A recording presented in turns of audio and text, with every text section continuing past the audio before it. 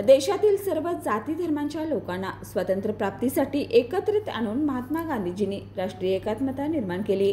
आजही त्यांच्या विचारांची देशाला गरज असल्याचं मनोगत ॲडव्होकेट धनंजय पठाडे यांनी व्यक्त केलं।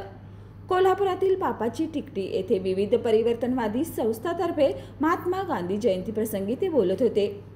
पापाची टिकटी येथे 1951 साली चित्र तपस्वी व्ही शांताराम यांच्या आर्थिक मदतीने व लोकवर्गणीतून या अर्धपुतळ्यांची ज्येष्ठ स्वातंत्र्य सैनिकांनी उभारणी केली।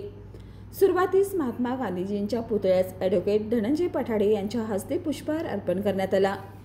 यावेळी लक्ष्मीपुरी पोलीस ठाण्याचे वरिष्ठ पोलीस निरीक्षक दिलीप पवार, MIDCचे कार्यकारी अभियंता IA नाईक, परिवर्तनचे अमोल कुर्णे, पॅथर आर्मीचे संतोष आठवले, संभाजी चौगले, राज कुर्णे, शेखर पवार, अभय भैरशेठ, मोहन माजगावकर, जहांगीर अत्तार तसेच बाल विद्यार्थी स्वातंत्र्य सेनानींच्या वेशभूषेत उपस्थित होते।